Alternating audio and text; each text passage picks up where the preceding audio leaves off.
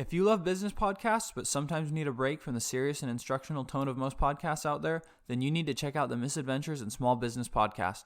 Hosted by local business owner Aaron Clark, the Misadventures in Small Business podcast is a lighthearted show focusing on the fun side of business. Collected from years of experience as a small business owner, Aaron shares funny, entertaining, laugh-out-loud stories that he's personally experienced. The bite-sized episodes are 5 to 15 minutes in length, so you can listen to a full episode on the go, in between meetings, or while you're getting ready in the morning. Listen today on Apple, Spotify, Anchor, or wherever you get your podcast. You're listening to the Local Hustlers Podcast, your go-to source for connecting with small businesses and entrepreneurs in the East Valley. Get ready to be inspired by local entrepreneurs as they share their stories, mindset, best tips, and advice. And now, your co-hosts, Dallin and Eric Huso. Hello, everybody. Welcome to another episode of the Local Hustlers Podcast. This week, we're super excited to be here with Tony Pham with TKMV Studios. How's it going, Tony? I'm doing well. How are you guys? Excellent. We're good. Let's take a few minutes before we jump into the business and give us a little bit of a background on your life. So let's kind of start where it kind of throws everybody off. So my last name is Pham, but it's pronounced Pham. It's a Vietnamese last name.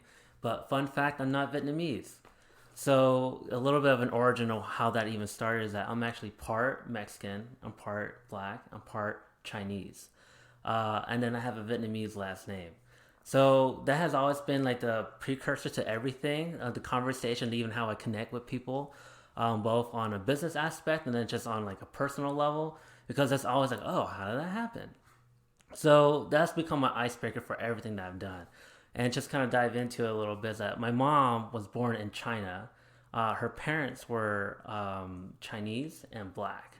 But unfortunately, my mom's mom didn't make it during childbirth, so she got adopted into Vietnam, hence the last name. Yeah, so when she went to the Philippines and came here to the U.S., she met my dad, who came from Mexico, and that's how I got my Mexican mixture in there. But, I mean, overall, just that in itself has always been a unique struggle in the minority area, because I never fit in with like the Asian kids. I never fit in with the Latino kids or even with the black kids. So I was further ostracized for just being more of a minority than most would normally be. So that led into trying to figure out the community I really need to be a part of. So going through high school, college, I really had to try to figure that out, and that ultimately led me to thinking that, you know what, if I'm not going to be part of any community, why don't I just create my own community? So that kind of put me into a journey of just trying to like connecting with people on a more personal level, not even looking at like, you know, what your backgrounds are, your minority, because that has been how I've been classified for so long. So now I use art as a medium to connect with people on a different level, both through storytelling, narration, problem solving, and that's basically what stemmed me into started my own business. And the 4 letters on my logo represents my family. So I got my mom, which is Twee for T, K for Kristen, M for Martha, and V for Veronica. And they have been the biggest part of my life growing up. And just going forward, that has been basically the main focus. It's just because my mom came here to this country, my dad came here to this country, hoping for a better future. And things just didn't exactly work out the way they wanted. So taking that and kind of learning quickly, adapting to what I had to see around me, going to schools, learning English, trying to bring math homework and English homework to parents that didn't speak English at all was always tricky. So I had to really learn quick. And it was no different with how I do my business and even some of the stuff I go through all the time, which is figuring out what those obstacles are, those challenges, and then how do I adapt and how do I prepare myself for upcoming challenges that I can at least get an idea of what I can expect to come down my way. So did you grow up here in Arizona? Is this where you grew up, went to school? Yep, I grew up in Arizona, been all over the place. My family finally settled in Chandler. I went to an art college, the Art Institute of Phoenix. And after graduating there, I went onto like this journey of just trying to figure out where my career needed to go. Because the way they advertised it was that, you know, you're going to go into the movies, you're going to go and work in VFX, you're going to be in production. But when we graduated, well, only 2 of us actually got jobs. And we had to really figure out, okay, how do we get into this industry with the limited amount of knowledge that we had? And what really became the problem was that when we graduated, a lot of the info or the information that we were taught were almost 5 to 10 years behind the actual industry. So not only did we have to figure out how to catch up, but by the time we caught up, the industry already moved forward. So again, problem solving. So that's where I settled for a job working as a graphic designer for a sign company. And I was there for maybe about 9 months, and then someone reached out to me to be a lead visual designer for like a training facility. And that's where my career really started to pop off.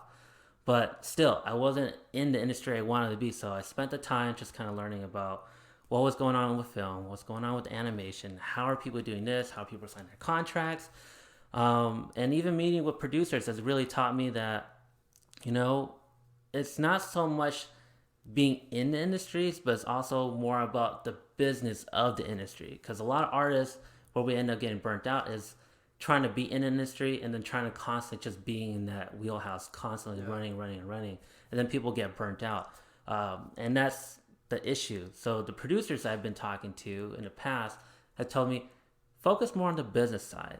And so that shifted everything. So then I started looking at what's been going on with South Park, stuff with Netflix, all the streaming service wars right now, how everyone's just constantly hungry for content. So that's where my mind has been shifting over to. But, going back all the way around, yes, I was born here in Arizona. Your story's amazing, Tony. And you mentioned that you didn't really fit in with any minority group, and so you decided you would create your own family, your own group. That's a very powerful mindset that you took to really create a different situation other than your imposed environment upon you. How did that mindset fuel kind of your professional life, where there's a lot of people that will spend a lot of money on a trade school like the art school, and then they get out and, like you said, wait a minute, it's not how, I thought people were going to be knocking on my door to hire me, and now I've got no work, and okay, I'll just go back to serving burgers at the restaurant, okay, with this expensive art degree that I have. But your mindset had you create. Could you talk a little bit about how that growing up, how you overcoming some of those challenges you had as a kid helped prepare you for the challenges that you would have to create your business? Absolutely. So with that in mind, because I was so hungry to be part of something, I always had to try and figure out where to go, how I could fit in. And there was really no real direction for me to really be anywhere. Like I said, a lot of the Latino kids didn't want to be around me. All the Asian kids didn't want to be around me. The Black kids didn't want to be around me. So I was already outside of all that circle. But there was still that desire. So if I wanted to be part of something, I had to figure out how to do it. And that's where I started realizing that there's a lot of other kids that were, even though they're not as mixed as I am, they're still ostracized, they're still outcasts. So I started coming up with my own plan. I was like, okay, so let me connect with these kids. We kind of mingle together, and then we kind of form like our own little community, so that we can kind of grow, we can talk, we can hang out. And then that ultimately led to like the whole business side of it all. So even now, I'm still trying to find like that perfect niche of like business partners, I guess you can say, that I can continuously work with. And it's the same mindset, is that I'm always hungry. So I'm looking for a very specific group of people that I can work with exclusively. And that way I can grow, because just building that small community for myself has allowed me to turn into who I am now. And it's no different with how I'm going to approach my business model, which is connecting with people that want to make an impact for future generations. So working with nonprofits, working with sanctuaries that are all about conservation, sustainability, anything like that. Now that's like my community. So now I'm just going out there, I'm either volunteering or I'm reaching out to CEOs or the founders of those nonprofit organizations, like, hey, I got this idea, I'm on this mission, and I really think that we can work well together. And most of them say, yeah, let's see what we can do. And, fast forward a couple years later, now we're doing projects together, we're signing contracts, and, things are finally moving forward. And it's the exact same mindset. Because of that desire to be part of something, to grow into something, has really transitioned from just before just finding a group of friends to just now building like networks of businesses and partners and, fellow contractors. And it just kind of goes on and on and on. So it sounds like you've always had an entrepreneurial mindset about, finding a problem or experiencing a problem and then figuring out a solution. And so it started off with something simple of just, not necessarily fitting in and then going out and creating your own community. And now you found a way to kind of convert that in business as well and create a community in business. Do you feel like you've always had kind of that entrepreneurial spirit? Do you have, family that also have gone the entrepreneurial route, or where do you think that came from? I think, as fun as this might sound a little funny, but I think it came from me wanting to break a lot of stuff as a kid. Because I was always curious. So it really started off with me wanting to figure out how to work a camera. Not necessarily in the way how to use it, but more like how it actually functioned. So I broke a lot of cameras. I can tell my mom was not happy about that. But I broke a bunch of those things and I started tweaking around with the wires, all this little board stuff. And as I grew older, my mom left her embroidery job to start her own business. And then I started watching her grow. But again, she was limited because her English wasn't really, wasn't polished. So her communication level wasn't great. So, to send an email for me now was maybe 5 minutes. For her, it took her almost like 2 hours. Sure. Because she had to figure out the right words and then, making sure it actually flowed. And sometimes she'll call me or my sister to say, hey, can you read this? Does this make sense? So we'll proofread and it'll just go back and forth. Sending invoices would take her forever. So again, my mindset is like, oh, okay, well, it goes back to like breaking a camera. Okay, maybe not so much breaking my mom's invoices or her email system, but like, how do I make that better? How can I learn from my mom's structure and then take that into something that I can do? And then that kind of just spun off into me doing what I'm doing now. So a lot of the stuff that growing up with playing with Legos, Transformers, a lot of those things where you're really hands-on, just moving pieces around, saying, oh, how does this connect? How does this move? Why does it move this way? And then combining that with the fact that my mom was more of an entrepreneur, even though she really struggled trying to figure it out, both of those combined has really cultivated that mindset for me. So then growing up and then going into school, did you always plan on, owning your own business within the industry that you wanted to be in, or were you not to that point yet when you started going to school? So I get asked that a lot. So when I was a kid, I knew I always wanted to make movies. I always knew it. I just didn't exactly know how to get there. Even now, I'm still not quite there. I'm getting close, but I'm not quite there yet. I'm closer than where I was before. But as a kid, that has always been a dream of mine, to be able to get into the industry, make the movies, do the animations, produce my own content versus working for someone else. Because as I grew older, I realized I don't do very well with authority. So especially, if you got ideas and you want to throw it out and you want to be able to work with your bosses and say, hey, I got this really great idea. I think it really benefit the company. But sometimes it just doesn't go down the right way. And so I thought, points like that, it's better for you to try and experiment on your own and see where that takes you. Maybe that might take you into either turn it into a short film, feature film, personal project, and who knows, it might even become your own business in the future. But I would say it started off at a very, very early age for me that I've always wanted to do film. So with school, you talked about how after, getting out in the real world, you realized that everything you learned was kind of 5-10 years behind. So going back, do you regret it? Do you wish you would have found another way to learn more about the industry, or with that particular industry, is it sort of a necessary evil where you have to kind of go through school and there's specific things that you can pretty much only learn through school? Or have you found like other avenues for, someone else who's wanting to do something similar? Are there other ways they could learn those things so they don't spend all this money, get out of school, and then realize they're 10 years behind? Yes. So for a lot of my friends that know me, I can rant about going to art schools forever. But I'm not going to get into that. But what I would suggest for newcomers to come in, I would say there are a lot of new cheaper options. Skillshare, YouTube, Pluralsight. There's a lot of artists that were professionals in studios are now producing their own educational content. And a lot of them are significantly cheaper than going to a full-on university. and a lot of them were way more hands-on. So I would recommend a lot of artists, especially new or even some of their more experienced ones, to start checking those out, because unfortunately universities or even colleges, they do have their own unique system, and doesn't always benefit everybody. But I do also understand that for most people, they kind of need that classroom setting, so I do understand that. But for people that want to prefer a more cheaper option, something that's more budget friendly, I would suggest definitely starting off with YouTube, figuring out what it is that you want to get into, whether that's film, VFX, sound effects, whatever it is. Start doing some YouTube research and see where that takes you, because a lot of them have all kinds of courses that are significantly cheaper. If you really do need that classroom setting, I would highly suggest going to a community college first. Awesome. Thanks for sharing those other avenues for people.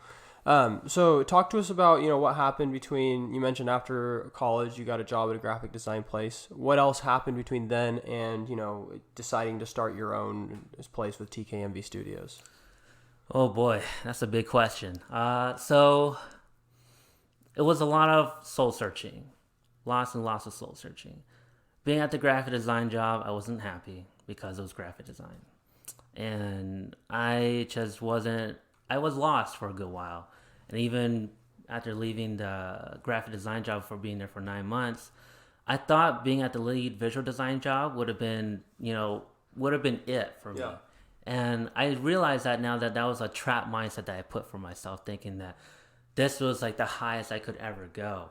And for about 2, maybe 3 years of that, I thought, okay, this can't be it for me. I know there's still something more, because I can still feel it, because that same desire I had as a kid is still there. Mm-hmm. So how do I find my way into that? So that's when I really started going into conventions, going to California, because California is really big for all that stuff. So I went to conventions, bought magazines, went to like those online courses, started learning and networking with people out there. And then I started hearing their stories and how they did it. Some of those artists, like I was talking to a guy that hires people at Hasbro's, and he told me that there was a guy that was just working at a Target, and he would just always go home just cranking out different art pieces. And it got to the point where Hasbro, saw his work and said, oh yeah, they reached out to him, they hired him just off the bat, and he has never gone to an art school. And I thought to myself, wow, how's that even possible? So then I started exploring some more and trying to figure out that path, and again, more networking. Then eventually I found my niche, and that is me doing it, basically mimicking the same structure of how like they've been doing their practices when they get off of work. So I would go home, I'll spend maybe 3 or 4 hours just maybe making a random piece, even if it's good or it's bad, it really didn't matter. As long as I was making something. And then I stumbled across someone named Beeple, which I don't know how many people know, but he basically just changed the whole NFT industry with just that one, with his 5,000 everyday artworks that was sold. And I was reading about him, and basically the same thing. Every day he would go home, whether he was sick, tired, really didn't matter. He would just spend maybe a couple hours, and he would just pump something out. Whether it was good or bad, didn't matter. So adopting that, and then I realized that, okay, this is something I need to do. So I started practicing more. I started doing more. So that made me think, okay, now I need to connect with other 3D artists out here. So started searching for people like that. So in the course of me trying to figure that out, I started meeting people that worked at U of A. I started meeting people from nonprofits. And then that led into me, oh, okay, I have this entity that's starting to come to life. So let me kind of nurture it. And then what really kicked it off was when I tried to make my first short film, animated short film, when I pumped that out. But that didn't get accepted anywhere. But I told myself it doesn't matter if it doesn't get accepted or if I don't win awards. What matters is that I finished it. And sure enough, that mindset alone, me finishing that animated short, took me further than I ever thought it could ever go.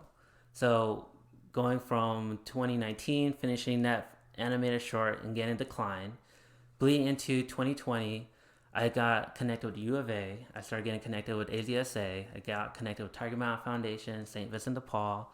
And then going into this year, I started connecting with more nonprofits, other local businesses, and other people that I can talk to, kind of bounce ideas, and even going to film festivals now, where now thinking that submitting a short film isn't so much my goal. It's more about just meeting the producers that people are more on like the business side of it on how they get it connected. That's really cool. I want to dive into the mindset that you just touched on the importance of not necessarily winning anything, but just finishing. Do you mind just diving a little more into maybe where you learned that, and number two, why it's so important? Yeah, so honestly, I don't really know where I exactly learned it, but I know that's always been something that I've heard people would do. And I saw it more prominent in Beeple when I started reading more about his biography and how he started. And then sure enough, after I started hearing a little bit more about how he's done his work and how much he's expanded from it, I started doing a little bit more research on how other artists have done it as well. Maybe not to the extent as he's done it, but they've done it in some capacity. And the reason why that's so important is that a lot of people start stuff, but then we don't always finish it. And that's always an issue, because the more you start something and then you don't finish it, the more it builds up on your mindset that you will never ever finish it. So you have to combat that by always finishing it no matter what. And it really doesn't matter if it's good or if it's bad. What matters is that you just get it done. Now, there are some limitations to it. Obviously, when you do like client work, you do want to make sure it's always the best. But when it comes to your own personal mindset, it's very, very important that you always get it done, because that translates into everything that you do, even if you don't notice it. If you're writing a quick little poem, or if you're writing a rough draft for a short film, you hit a point where, you know what, there's no reason for me to do this. Why am I even doing this? Then at that point, you just hit your wall, and then you just stop. And you have to figure out how to get past that, because you don't know where that's going to take you. You might send it to someone and someone might like it, and you just have to revise it a little bit, and then you got yourself a solid content to produce. So you want to finish it and just see where that takes you, whether you put it on social media, where you share it with your friends, your family. Maybe you have like a small writing group. It really doesn't matter. Just finish it, share it, get some feedback, and then just start the whole process all over again, because you never know where that'll take you. I personally am surprised I made it as far as I did, and I tell that to a lot of people. I thought I was just going to be like an average guy just walking down the street, but every day I surprise myself that every time I finish something, I'm just like, wow, this is actually really cool. I can't believe I'm actually doing this. So I encourage other people to do the same thing. Always finish everything that you start, good or bad. Do you find yourself spending more time cleaning your pool than you spend swimming in it? Then you need to get in touch with Flamingo Pools. Flamingo Pools is your go-to swimming pool maintenance and repair company in the East Valley. Whether it's weekly maintenance, repairs, green to cleans, or one-time cleanings, Flamingo Pools is there to take care of you. Here's a few things that makes Flamingo Pools stand out from the crowd. When you first sign up for service, they'll give you a free complimentary inspection of the pool to make sure everything is running smoothly. They'll also email you a service report with a picture attached after every visit, so you know when your pool has been cleaned. They also offer a mineral treatment, which will keep your chemical levels down, allowing you to have a healthier bathing experience. At Flamingo Pools, they know that your pool was made to be enjoyed, so let them handle the rest. Check them out at azflamingopools.com or give them a call at 480-422-6013. Mention this podcast and get your first month of weekly maintenance free. That's azflamingopools.com and 480-422-6013. Phenomenal mindset, that finisher's mindset. Great message for young people, if young people are listening right now. Just an inspiring message. Tony, did you always have that finisher's mindset, or where and when did you adopt that finisher's mindset? I had to be honest. No, I never really had that. I gotta give a lot of credit to a guy I met when I was working as a lead visual designer named Brian Massenin. This guy, I never liked working out. I've always hated it. I always thought it was a kind of a waste of time. But he told me that you hate it because you don't totally understand like how to really get into like the whole process of it. So he said, let's just get you started to about 10, maybe 15 minutes a day. That's it. That's all I ask. It's like, oh, okay, I can do that. So just little increments. So we started doing 10, 15, 20 minutes, and it started gradually getting more and more and more. Then my workouts went into doing like up to an hour. Some of them almost got to like almost an hour and a half. So I was like, oh, wow. And then you start to see the results. You think better. You know, your posture is better. Everything just changes in you.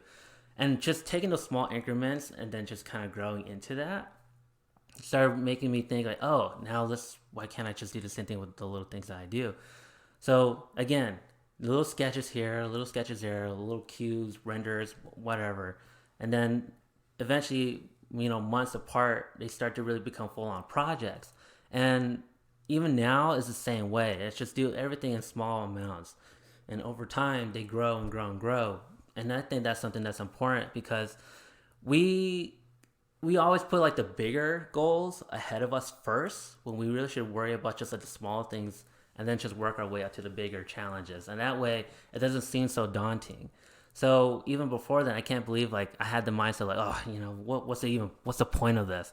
Now I'm thinking to myself, wow, I really just held myself back with those kind of mindset. But start small and then kind of work your way into it.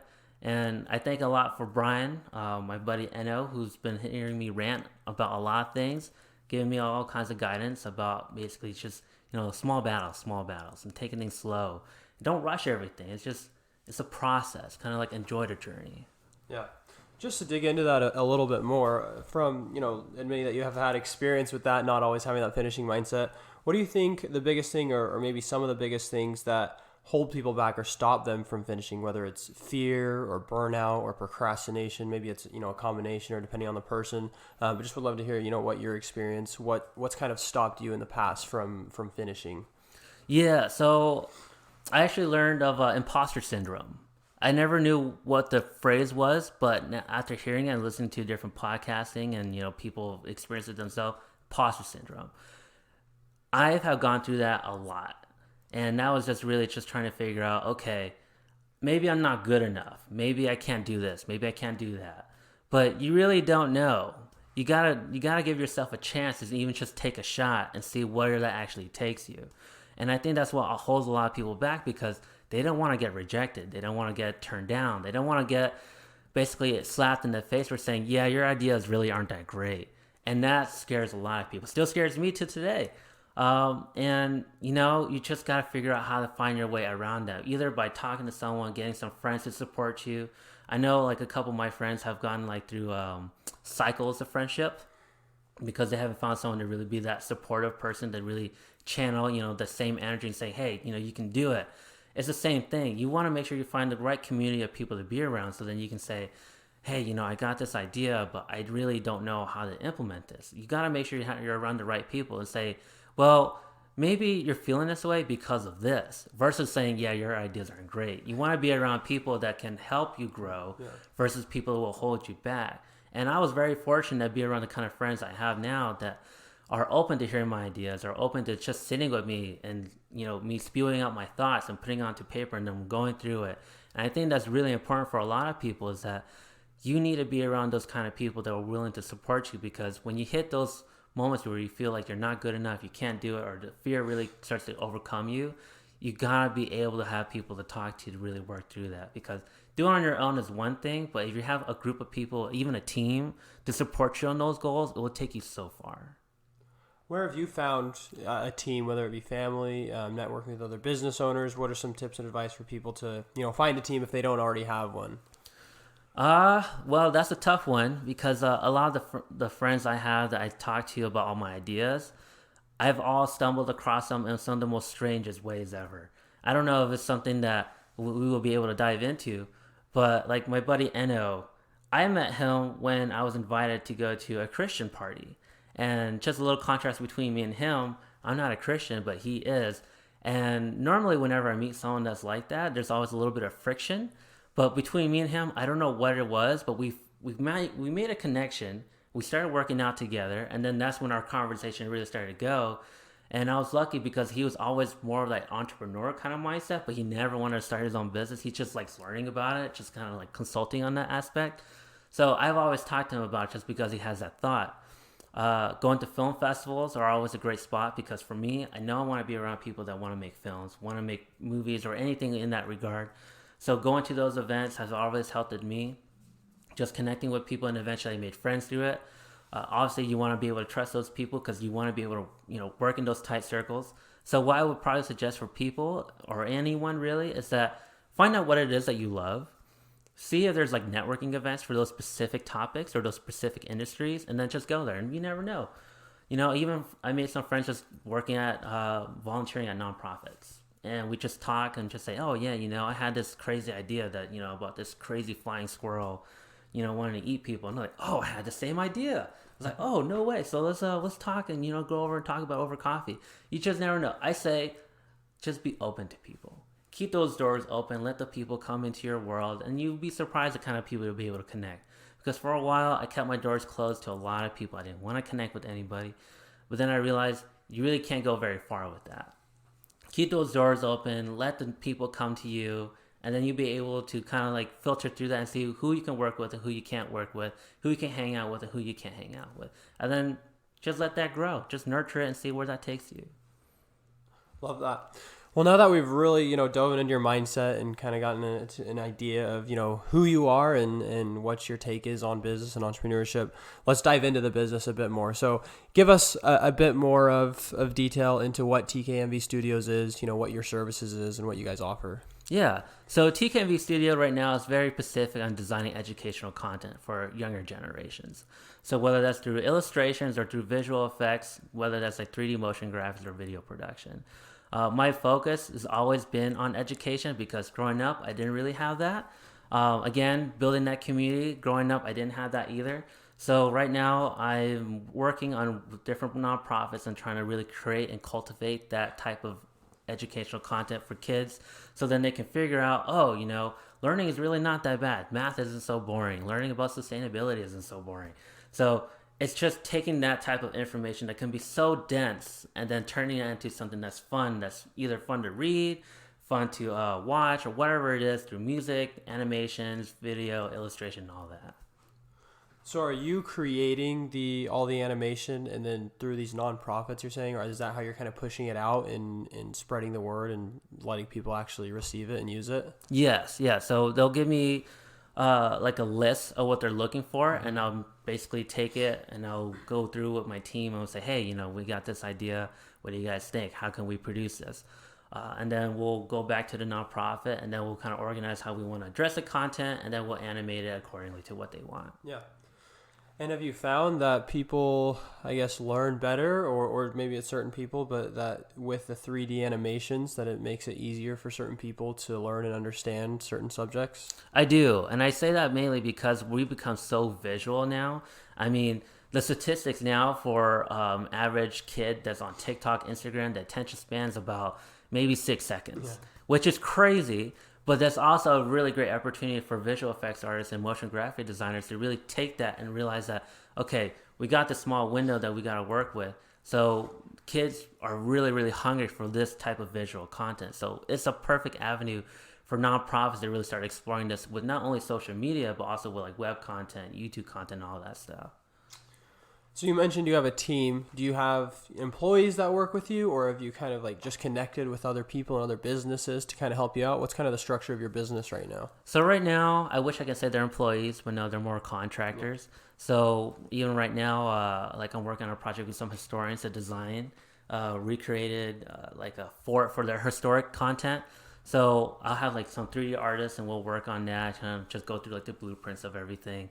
And again, with some of the nonprofits, depending what they're looking for, whether that's animation or film, then I'll kind of cultivate how I want either the cinematographers or videographers or even like animators, and we'll kind of work together and how all that kind of gets put together. Yeah. So are you creating anything right now, or do you pretty much have people in place that create, no matter what the nonprofit wants, you have someone that's going to then create that for them? Basically, I will have people do that stuff for me. Because it's just a little tedious, and I know I'm not super great at it myself. So having someone that's better than me to do it would be, I want not only the content to look good, but I also want the nonprofits to be happy with the content they're going to be getting. For sure. So then what would you say that your role in the business is? And if that's not your strength, what's your strength? What do you strive at that helps TKMV Studio to grow? Networking. I love networking. I love being able to just schedule a meeting, be able to talk to people and say, hey, what is it that works for you? What is the future of the nonprofit? What's the future of the business? I love the conversation. I love, as much as crazy as it sounds, I actually like setting up like the contracts, the paperwork, and just getting the overall communication. Because that's just kind of where I fit in the best. I love being an artist, but I also just love being a salesman at the same time. What does a conversation look like with a nonprofit? How do you, I guess, find them? How do you connect with them? How do you, share your pitch of what you have to offer and find people that are interested? Yeah, so it actually starts off at an interesting journey. So we're starting off with AZSA, Arizona Sustainability Alliance. I pitched an idea to do a documentary. Or they had a documentary, but I just pitched to take it over. So doing that and going through like different small farmers or even like Target Mountain Foundation, St. Vincent de Paul, I reached out to them to see if they would be interested in doing like interviews for this documentary. So after going through almost like 6 months process of that, they really liked the way I handled everything. So they reached out to me and said, hey, could we do more stuff with you? I was like, oh yeah, of course. So doing that and even connecting with other nonprofits by simply just connecting with them at a personal level and saying, hey, I really appreciate your guys' like mission statement. I really believe that I can help you guys in a certain way. So can we really get a conversation going? And then from there, we'll go back and forth a couple emails, and then we'll go ahead and get like a phone call, and then eventually we'll meet in person. That's awesome. So sales, the networking, that's always your favorite part. Is there any part of the business that you maybe don't like as much, something that you're hoping to grow enough where you don't have to worry about that part anymore? The production side of it all. Definitely. Because even though I had to still manage a lot of that stuff, and I would love to be able to get to a point where I would have someone that's very specific as like an art director to handle certain elements of those different contents. So then that way I can just say, hey, this is your thing. Let me just focus on the sales side of it all. Yeah, for sure. You talked about with your contractors that you pick them so that they do good work and that the nonprofits are happy with the work done. How did you find good contractors in the first place that you can be comfortable and confident using them for all the work and knowing that they're going to back up what you say about what the quality is going to be? Yeah, so going back to the whole community aspect of it all. So I actually started this little thing about 3 years ago where I actually want to connect with artists that were kind of in the same boat as I was. So basically we'll connect and we'll do some simple projects together, and then I'll kind of like say, oh, let's do this, let's try this.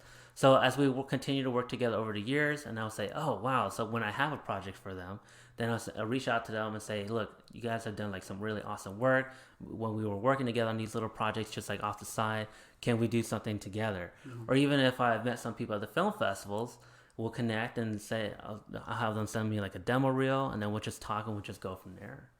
Awesome. So talk to us about what the future looks like for TKMV Studio.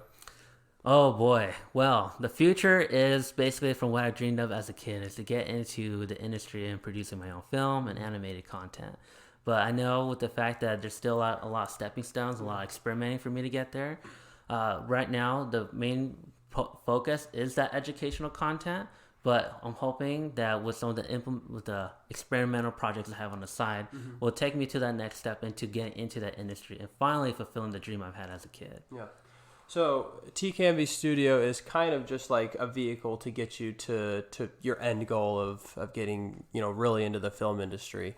Did it take you a while to accept the fact that you can't get right into that? Because a lot of people, they have their end goal, but they don't necessarily want to do all the things necessary to reach that point. They just try to jump straight from start to finish. But whether we like it or not, a lot of times we have to do things that we don't like to do as much, or maybe just things that aren't our passion, aren't our goals to get to where we want to be. So did it take a long time to kind of accept that this is where you're going to be for a while to get to where you want to be?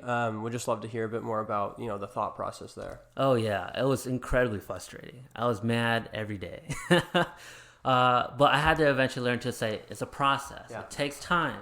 We got to build up not only the credibility, but we also got to build like the network of people that can support you on this bigger project. And it's the same thing. So it's kind of funny thinking back to it now, going back to the whole community aspect. The only way I was able to grow the way I've been growing is by having those supporters every step of the way. Mm-hmm. So adopting that further, I realized that every time I wanted to make that next big leap, I had to have that same network of better people to help support me for that next step. So again, it was frustrating not being able to jump right into it, but I realized that it's a stepping stone, that right now I'm in a really good spot where I'm able to create this type of content that's still important to me, and I know it'll still impact the next generation of kids. but it's also a good area for me to start networking with like those different nonprofits and see if they will be interested in being part of this journey into getting to that next step. Because even when I was a kid trying to go into college and even high school or even middle school, those were big steps. But I was only ever able to be successful in those steps by having the friends and the supporters with me every step of the way. So I'm going to just keep that same momentum, that same mentality, and then eventually I'll get there. Love it. What does that eventually look like when you do have your own film studio? Is that still TKMV, or is it going to kind of transition into something else? No, it'll stay TKMV. That's a family legacy for us all. And then what all will you guys do? Will you focus on a specific type of film? Right now you're kind of in like the education side of things. What are you wanting to mostly, do and promote and have your niche be? Yeah, so still education. So right now I'm working on a few ideas where I want to create like educational content for kids, even though I'm doing that now, but I want to do that on like an animated and a televised level. So whether it might be episodic, something that you might see on PBS, Nickelodeon, Netflix, because right now educational content or really kids shows are really hot right now, especially now with the fact that everyone's home. We're watching stuff on the internet, again with TikTok, Instagram, you see stuff like that all over the place. So it's something that I want to use still as my stepping stone into the education and stay within that realm until I'm ready to branch off into, say, feature films or maybe sci-fi, because who doesn't like Star Wars or Star Trek, or even something. I'm not really a big fan of horror, but that might be something to experiment further down the line. Sweet. Okay, well, Tony, before we get to closing up here, is there any advice that you would share with some entrepreneurs that are listening today? Yeah, I would say don't let the fear get the best of you, and if you feel like you're in doubt, find someone that believes in you. Because that's going to be something that's going to be, you might not see value in it right off the bat, but if you're in that moment where you're feeling that amount of self-doubt, definitely find someone that believes in you and have them be there with you every step of the way. Perfect. Love that advice. Okay, well, as we get closing up here, we have a little quick game we're going to play with you. Oh, boy. And so how it works is we have a list of 20 questions that we're going to ask you. Okay. And you have a minute to answer as many of them as you can. Okay. I've been kind of practicing for this. We'll see how you do then. And one of the questions is about food. I can't wait to hear what some of your favorite foods are with your background. All right. Okay, well, we'll go ahead and get started in 3, 2, 1. Your dream vacation. Hawaii. First thing you'd buy if you won $1 million. A tent. Your favorite hobby. Oh, skateboarding. If there was an Olympic competition for everyday activities, what activity would you have a good chance at winning a medal in? Probably archery. The song you've been jamming to lately. Oh boy, can I say jazz? Sorry, I'll add a few seconds. If you lived to be 100, would you rather have the mind or the body of your prime self? The mind. Your favorite holiday. Halloween. Favorite ice cream flavor? Chocolate. Favorite fictional character. Oh, Optimus Prime. Favorite smell?